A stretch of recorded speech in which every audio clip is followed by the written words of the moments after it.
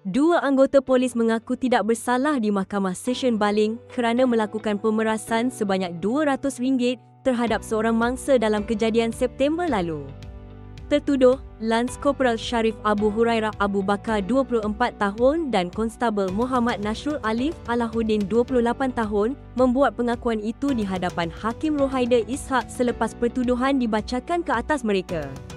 Mengikut pertuduhan, kedua-dua tertuduh secara bersama didakwa dengan sengaja melakukan pemerasan terhadap seorang lelaki bernama Zulkadiri Muhammad Sabri 32 tahun di tepi Jalan Parit Panjang, Kampung Asam Jawa, Pulai pada jam 7.38 malam 19 September lalu. Tertuduh didakwa melakukan perbuatan itu bagi mendatangkan ketakutan kepada mangsa untuk menyerahkan wang tunai RM200. Berikutan itu, mereka didakwa melakukan kesalahan mengikut Seksyen 385 Kanun Keseksaan.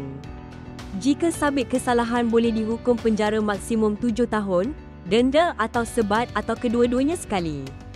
Pendakwaan dikendalikan Timbalan Pendakwa Raya, Amirul Halimi Mat Saleh, manakala tertuduh diwakili Peguam S. Shatish Babu. Pendakwaan kemudian menawarkan ikat jamin sebanyak RM8,000 ke atas setiap tertuduh.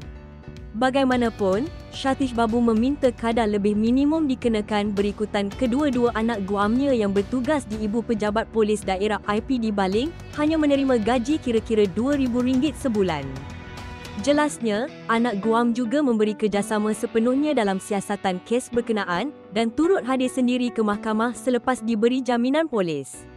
Mahkamah kemudian membenarkan ikat jamin RM3,000 setiap seorang dengan seorang penjamin. Kes akan disebut semula pada 27 November depan.